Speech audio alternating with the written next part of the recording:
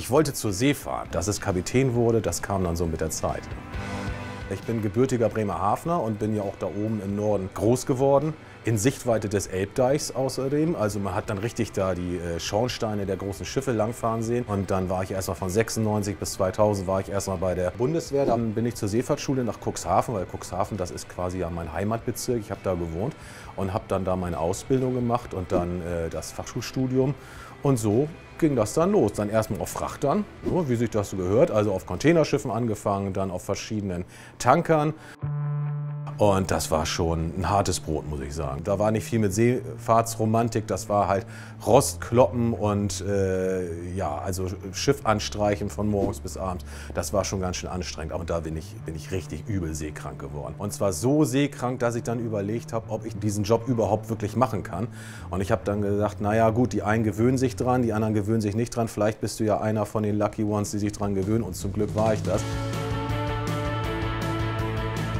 Also meine Frau tatsächlich, wir sind seit 2000 ein Paar und haben quasi uns mehr oder weniger zusammen dafür entschieden, dass ich diesen Beruf mache. Wir haben da damals zusammengesessen und die Köpfe zusammengesteckt. Insofern, sie hat das alles mitgemacht von Anfang an und ja, das hat eben gepasst. Sie trägt das mit und sie hält sozusagen die Heimatfront sicher und klar. Insofern, das passt dann schon.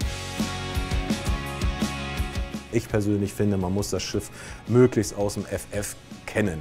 Alles kann man nicht wissen, das gibt's gar nicht. Und ich meine, wir sind 1000 Besatzungsmitglieder, da sind alle Experten auf ihrem Gebiet. Also ich muss jetzt auch nicht dem Koch vorschreiben, wie er da seine Steaks zu braten hat. Also so genau muss ich es dann auch nicht wissen. Aber man hat doch schon von allem so ein bisschen Ahnung. Und das Schiff, das muss man wirklich von oben bis unten kennen. In Dubai, als wir im Dry Dock waren, das hat mir großen Spaß gemacht, dass man dann die Zeit hatte und dann quasi ohne Ablenkung sich nur darauf konzentrieren konnte. Also wirklich overall an und egal, ob man dreckig wird, dann durch irgendwelche Luken in irgendwelche Tanks kriechen, das war was für mich. Ja. Ein Markenzeichen ist bestimmt die Mütze, ne? Also das haben ja schon viele mitgekriegt, dass ich die oft und gerne trage. Bin ich ja einer von den ganz wenigen, die das noch machen. Was ich ganz schade finde, weil ich finde, das putzt doch schon ungemein. Gerade so für die nautischen Offiziere und für die Kapitäne. Ja, muss ja jeder selber wissen, aber ich trage die gerne. Also ich habe schon immer gerne Kopfbedeckung getragen. Also als Kind fand ich das schon toll, aber dann auch bei der Bundeswehr, da war es halt so, das Gebäude verlassen ohne Kopfbedeckung war verboten. Deswegen ist es heute noch, wenn ich irgendwie rauskomme, ist der erste Griff hier an die Pattentasche, wo ich imaginär nach der Feldmütze suche. Das ist also ganz automatisch. Und dann fand ich das eigentlich ganz schade, dass das auf diesen Schiffen, also ja nicht nur bei uns nicht, sondern auch bei anderen Firmen gar nicht mehr gelebt wird. Und da habe ich gedacht, nö, also das machst du anders. Also Mütze, das muss schon sein. Ja.